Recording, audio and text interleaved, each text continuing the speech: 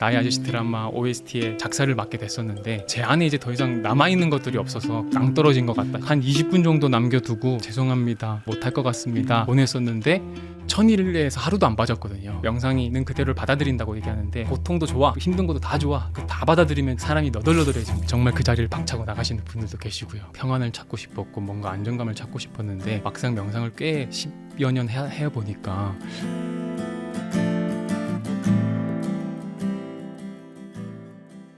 저는 음악 작사와 작곡을 20년째 하고 있는 프로듀서이고요. 짧지 않은 시간 동안 명상을 훈련하고 또 지도하는 일을 하고 있는 이치훈이라고 합니다.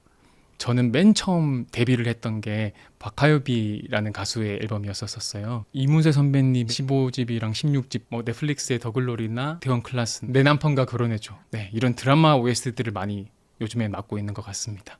2018년도 겨울즈음에 나의 아저씨 드라마 OST의 작사를 맡게 됐었는데 애매하다 해서 두 번째도 썼는데 또 애매한데 한 번 더 써봐 이렇게 해서 한 세 번째인가 네 번째인가 그랬던 것 같아요. 근데 마지막으로 써야 될 주어진 시간이 1시간밖에 없었는데 그때까지 뭔가 가사를 새로 썼어야 되는 상황이었었습니다. 그때 저는 뭔가 제 안에 이제 더 이상 남아있는 것들이 없어서 고갈된 상태라서 어떤 한 단어도 쓸 수가 없겠더라고요. 이제는 더 이상 낭떨어진 것 같다 싶어서 가사 쓰기를 그냥 멈추고 좀 한동안 울었던 것 같습니다. 내가 뭐 가사 하나 못 쓰면 안 되나? 나 언제까지 이렇게 열심히 살아야 되나? 막 계속 울고 왜 세상이 이렇지? 난 왜 이 모양이지? 하다가 한 20분 정도 남겨두고 메일을 써서 죄송합니다, 저는 이제 못할 것 같습니다 하고 그렇게만 보내면 진짜 관계가 끝날 것 같은 거예요. 꽤 오래된 감독님이셔서. 그래서 그냥 지금 제 상황과 비슷한 말을 그냥 글자 수에 맞게끔 이렇게 썼었어요. 그래서 이거는 절대 가사로 들어갈 수 없을 거라는 생각을 하고 보냈었는데 그게 채택이 되고 바로 그 다음 주에 드라마에 쓰이고 정말 바로 이렇게 많은 사람들이 사랑해 주셔서 저한테도 대표곡이 됐는데 그때 제가 하나 알았던 거는 이렇게 모든 걸 멈춰야 되겠다 생각이 들었던 것 같아요. 그때도 엄청 명상을 열심히 하고 있었던 때였어요. 어떻게든 명상을 통해서 나는 편안해야지, 흔들리지 않아야지, 그렇게 막 열심히 살던 때였던 것 같아요. 어느 정도였냐면요, 천일에서 하루도 안 빠졌거든요. 정확하게 3시간을 맞추고 친구들이랑 놀러 가서도 베란다에서 했어야 됐고 가족여행 갔을 때도 화장실에서 했어야 돼요. 밤 새벽에. 좀 더 어려운 게 절박하게 하면 더 빨리 얻을 것 같아서 되게 제 스스로 그냥 만들었어요. 누가 그렇게 시킨 건 아닌데 물도 안 마시자, 공복으로 하자 하면서 점점 날이 갈수록 제 자신을 뭔가 날카롭게 다듬어 갔는데 그러다 보니까 한 900 며칠쯤에 결국 이렇게 정신적으로 문제가 오더라고요. 그래도 이것마저 이겨내자 이러다가 결국에는 안 되고 뭔가 약물 치료를 해야지만 할 수 있는 상태까지의 강박증이 막 컸었어요. 그러다가 지금 이제 카이스트의 명상과학 연구소에 계시는 소장님께 찾아뵀다가 다 그만하시고 쉬셔야 된다고, 명상은 그렇게 하는 거 아니고 그냥 쉬는 거라고 하시는 말씀이 이거 아니다, 나는 더 뾰족한 사람 찾아가야겠다 하면서 막 더 찾아다녔다가 결국엔 더 많은 약을 먹어야 되고 더 쉬어야 되고 일상생활을 할 수가 없었던 시절이었던 것 같아요. 30대 초반이었는데. 그래서 일도 할 수 없었고 다른 사람도 못 만나고 거의 본가에서 진짜 차려주는 밥만 먹는 활동밖에 할 수 없는 상황까지 가서 다시 찾아갔죠. 저 좀 쉬고 싶은데 어떻게 하면 쉴 수 있냐, 그냥 쉬는 거다, 게을러지는 거다 이렇게 얘기해 주셔서 비로소 좀 명상이 제 안에서 정리가 됐던 것 같아요. 진짜 쉬는 게 명상이구나. 네, 그랬던 것 같습니다. 명상 수업을 여러 번 하면서 경험했던 많은 일들 중에 재미있었던 기억이 제일 많은 게 졸음 이슈입니다.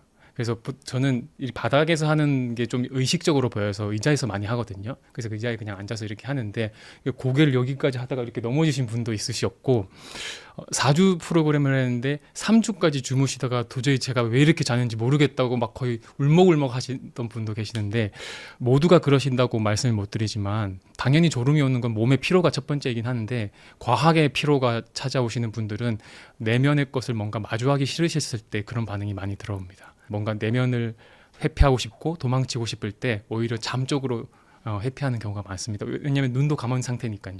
다른 해피는 정말 그 자리를 박차고 나가시는 분들도 계시고요. 뛰쳐가는 많은 사람들 중에 대부분이 남자야 분들이 많으시고 그리고 20대 친구들이 좀 많았던 것 같아요. 특히 대학생들. 가장 많이 하시는 질문이나 항의 이런 것들은 생각을 없애려고 했더니 어떻게 더 생각이 더 많아지나요? 저는 그냥 좀 이렇게 쉬러 왔는데 오히려 막 머리가 더 복잡해졌어요. 이런 말씀들이 더 많습니다. 너무나도 자연스러운 게 늘 밖으로 향해 있던 주의가 안으로 들어오다 보니까 그 안에 우리가 눌러놨던 감정이나 또는 회피하고 있던 생각들, 아직 채 해결되지 않은 다양한 기억들, 뭐 감정들 이런 것들이 눈을 감고 안으로 주의를 들이우다 보니까 자연스럽게 막 드러나는 겁니다. 생각을 정리한다는 건 사실은 명상법이 아니거든요.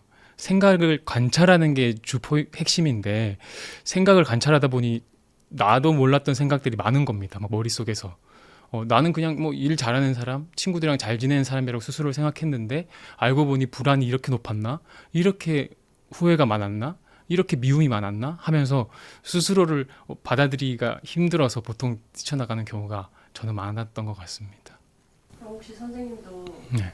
뛰쳐나가신 적 있으세요? 저도 초반엔 엄청 많았던 것 같아요. 저도 가장 어려웠던 게 이게 나를 나약하게 만드는 건 아닌가? 나를 이 경쟁 사회에서 더 이렇게 뒤처지게 만들진 않을까라는 고민이 엄청 많았었어요. 그래서 정말 저는 얼리 어답터라고 얘기하나요? 그런 것처럼 저는 명상센터 열리는 곳은 다 찾아갔거든요. 전국 방방곡곡 해외 책, 제 인생에 하나 덕후가 있다면 정말 명상 덕후였다고 할 만큼 명상에 대해서 많이 찾아다녔었는데 풀리지 않았던 숙제가 그거였던 것 같습니다. 나 자신에 대해서 관대해지고 친절해지면 혹시 내가 도태되진 않을까.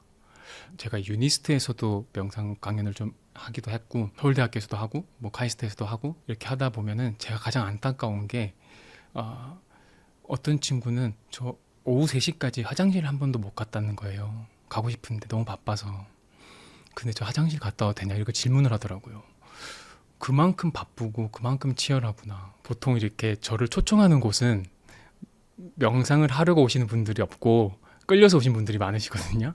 기업이나 이런 곳에서 명상을 복지나 교육으로 할 때는 대부분 좀 더 나은 나로 만들기 위해서 이 명상 프로그램을 기획을 하는데 대부분 명상하면 감정을 컨트롤할 수 있대. 좀 더 창의력과 집중력이 높아진대. 이렇게 명상을 하나의 수단으로 자기 개발의 수단으로 생각하다 보면 되려 쉬어지지도 않고 뭔가 해야 되는 또 하나의 일처럼 느끼고 그냥 관심을 못 갖고 가지시는 분들이 많으세요. 저는 그 기본 성정 자체가 조금 예스맨이었던 것 같은데 죽음에 대한 불안이나 관계에 대한 불안이나 이런 게 불안도가 높다 보니까 내가 좀 더 잘해야지. 그래야 이 사회 틈에 낄 수 있지. 이쁨 받을 수 있지. 그런 인정 욕구들도 있었고 그러다 보니까 사회에 나갔을 때는 무조건 예스 했던 것 같습니다. 근데 당연히 제 안에는 불만들이 있었는데 그런 것들을 묵인하고 그러다가 주변 친구들이 이제 이건 아니라는 거예요. 저희는 음악인들은 저작권이 거의 밥줄이거든요. 근데 저작권을 무리하게 요구하는 분들이 많았었어요. 제가 작사를 해도 이거 내가 가져갈게. 기회 줬으니까.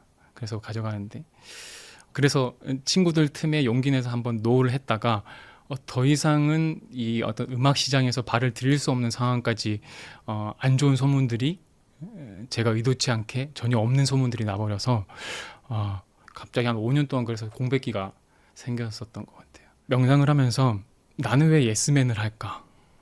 왜 그럴 수밖에 없었을까? 이런 것들을 많이 고민했던 것 같습니다. 그러고 보니까 제 나름대로 예스맨을 했을 때는 그게 최선이었던 겁니다.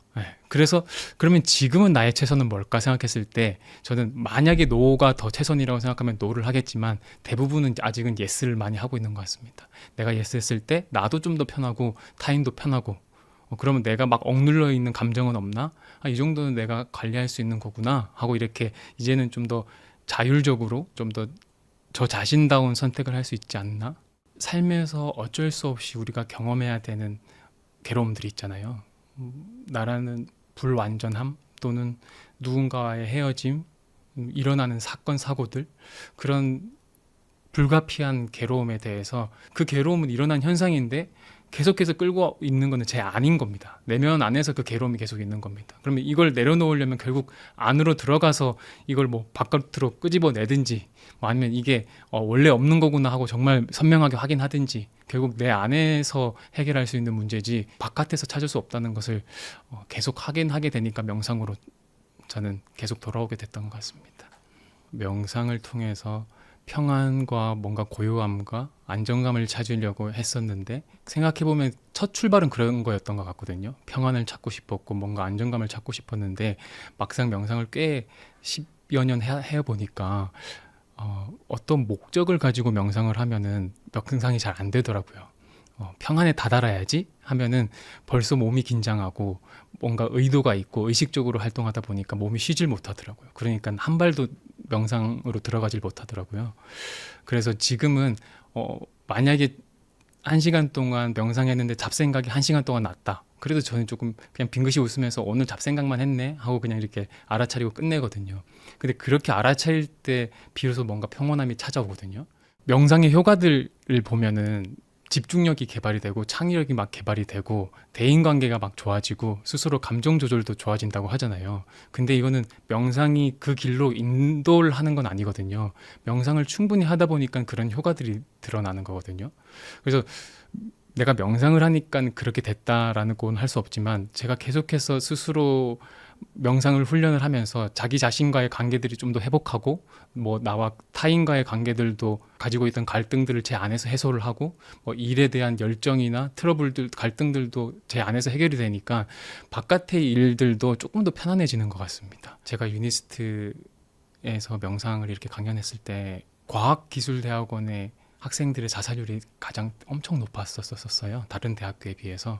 그만큼 뭔가 자기 자신을 뭐 자책하거나 평가하거나 자기 자신을 계속 채찍질하는 학생들이 많은 곳이구나라는 것을 좀 알게 돼서 저는 지금 카이스트에서 하는 명상 수업은 대부분 거의 누워서 쉬어가는 시간으로 좀 더 만들고 있습니다. 여기를 물론 좀 더 매력적으로 친구들이 각성하게 하고 공부에 도움되게 할 수도 있지만 제가 선택한 방식은 여기서만큼은 다리 펴서 좀 누워서 또는 피곤하면은 저 뒤에 가서 뭐 휴대폰 하셔도 된다까지도 얘기를 하면서 애쓰지 않는 삶의 태도를 좀 더 익힐 수 있게끔 안내하고 있습니다. 근데 계속 애쓰지 않는만 하면 결국 뭔가 방만해지고 방일해지고 뭐 게을러지니까 그럴 때는 또 애쓰는 거, 인내하고 견디는 게 또 필요합니다. 그래서 그 밸런스를 찾는 게 중요하거든요. 뿐만이 아니라 어떤 것들을 저희가 명상이 지금 이대로 있는 그대로를 받아들인다고 얘기하는데 그 다 받아들이면 진짜 남는 게 없거든요. 막 사람이 너덜너덜해집니다. 막 고통도 좋아, 막 다 힘든 것도 다 좋아. 이게 주체를 할 수 없게 되기 때문에 받아들이는 것도 있지만 흘려보내는 것도 있어서 이 중간을 계속 균형을 잡아야 되는데 그 균형을 잡는 게 사실은 명상 훈련이기도 합니다. 보통 화나고 감정적인 게 명상을 하면 달라진다라는 말은 사실은 조금 오류가 있는 것 같습니다. 화났을 때나 슬플 때 부정적인 감정이 들어왔을 때 명상은 되려 독이 많이 됩니다. 왜냐하면 그 화나 그 부정적인 감정에 접촉하게 되기 때문에 오히려 더 크게 느껴지기도 하거든요. 명상의 성숙도가 떨어진 상황이라면. 그래서 저 같은 경우는 명상의 기술이기도 한 방법 하나로 제가 화났을 때 제가 이 화를 꽉 붙잡고 그대로 바깥으로 표출하지 않으려면은 화라는 게 있고 반응하는 내가 있는 이 사이에 공간이 필요한데 이 공간을 계속해서 늘려가는 훈련들도 하고요. 그때 저는 조금 저만의 방식일 수 있는데 말을 꺼내서 얘기를 합니다. 나 지금 화가 났구나 라고. 집안에서 누군가 다투고 하실 때 한번 화 이렇게 한번 이름 붙여보세요 라고 했는데 그게 유용했다고 하시는 분들도 있으시더라고요. 입 밖으로 꺼내서 하는 게 저는 좀 더 객관화하고 대상화하면서 분리를 시킬 수 있는 것 같습니다.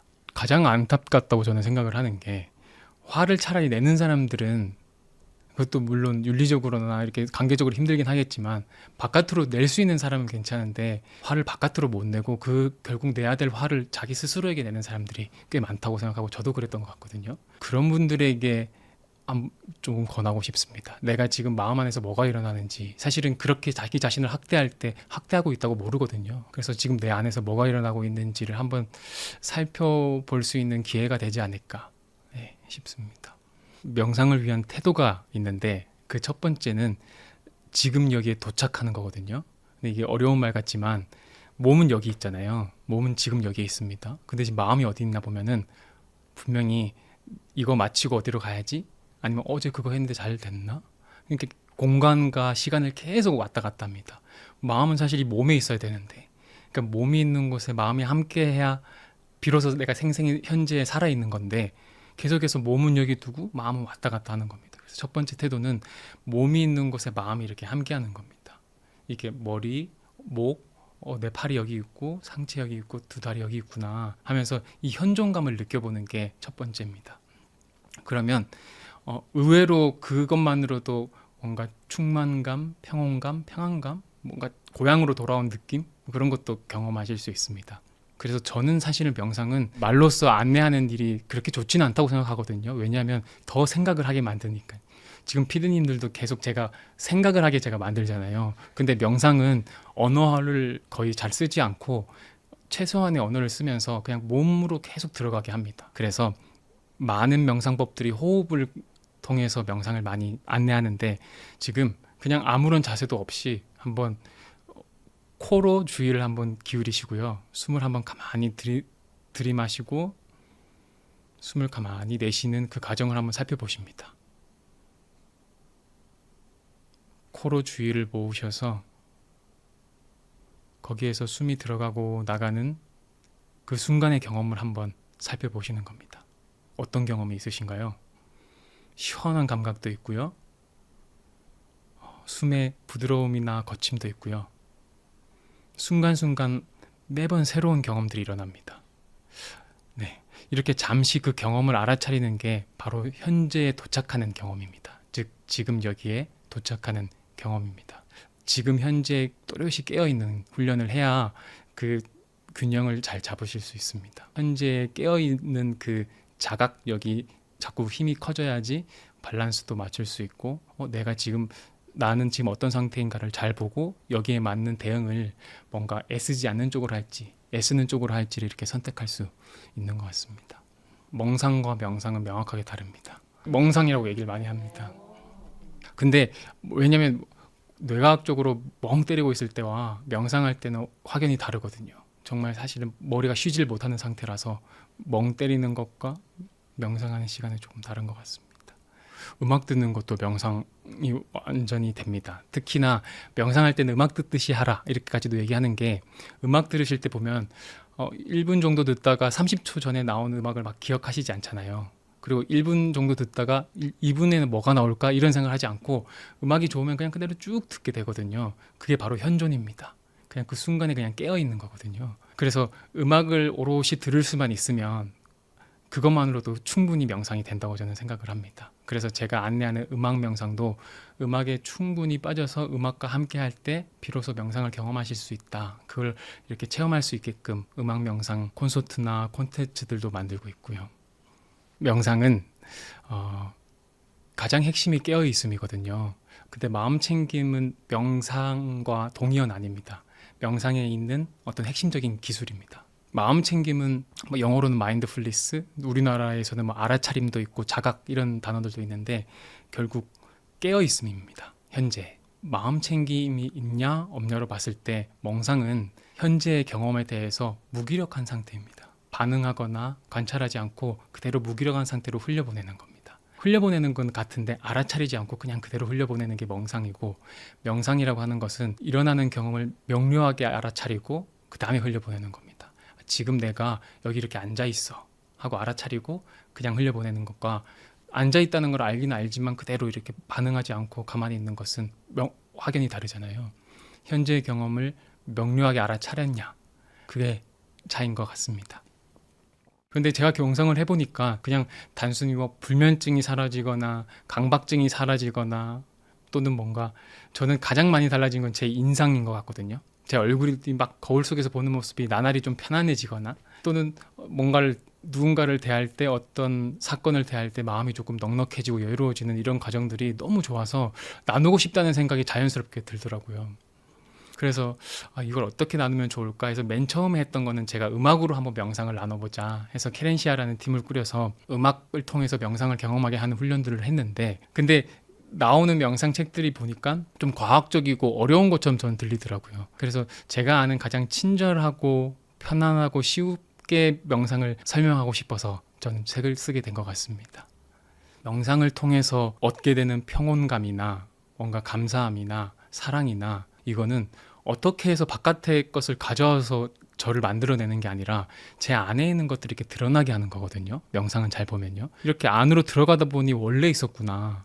나 원래 이렇게 친절하구나. 사실 나는 누군가에게 관심 받고 싶고 누군가를 진심으로 사랑하고 근데 살다 보니까 이러면 도태된다고 이러면은 경쟁에서 뒤처진다고 하느라 그런 것들을 자꾸 그 위에 다른 것들을 자꾸 쌓아왔구나. 이렇게 확인하는 과정이라고 저는 생각을 하거든요.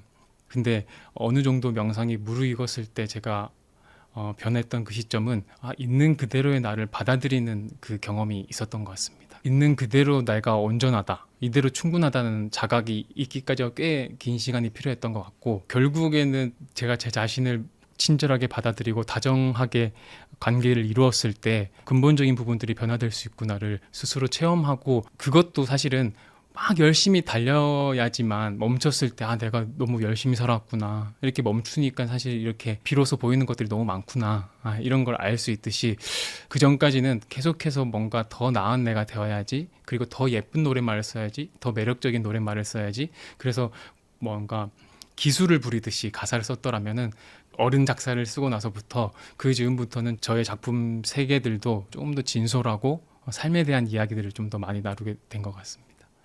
명상을 뭔가 숨 바라보기, 마음을 깨끗하게 닦기 이런 걸 수도 있지만 내가 삶을 어떻게 살아왔느냐, 삶을 어떻게 대해왔느냐 그 방식이 명상을 통해서 이렇게 변화되고 좀 드러나는 것 같습니다.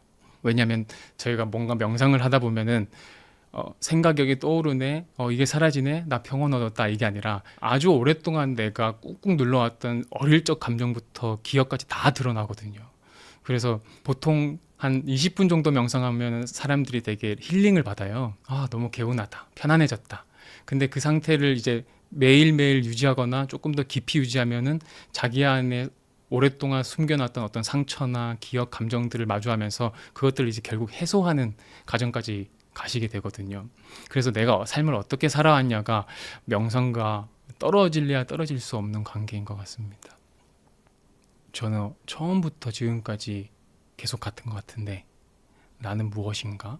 라는 질문이 저한테는 늘 절실하고 지금도 그런 것 같습니다.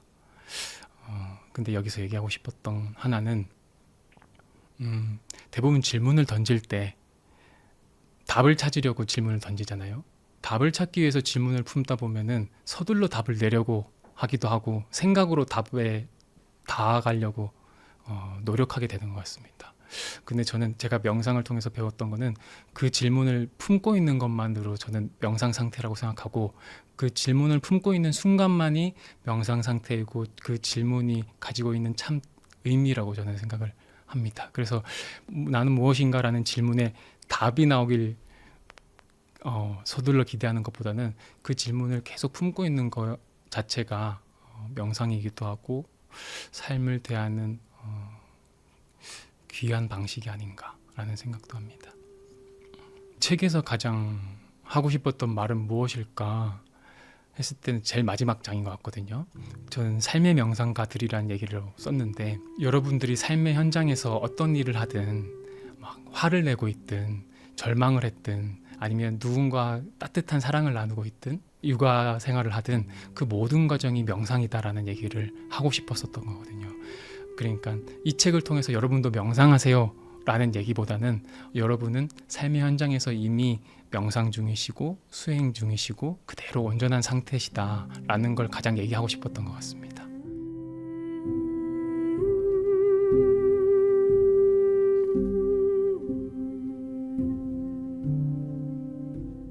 케렌시아 뜻은 이게 스페인어인데요. 옛날에 투구장에서 싸움을 하다가 잠시 쉬는 시간에 들어가서 숨을 고르는 곳이 케렌시아였습니다. 다시 힘도 비축하고 숨도 고르는 그 공간이기도 하고 그런 시간도 뜻했습니다. 그래서 스페인어로는 이게 회복처 또는 휴식처, 피난처 이런 의미로 쓰이고 있고요. 그 뜻이 저도 너무 좋아서 제가 뭔가 명상으로 일을 할 때는 이 단어를 꼭 써야겠다. 누군가의 그런 휴식처가 됐으면 좋겠다 라는 생각으로 그 이름으로 활동하고 있습니다.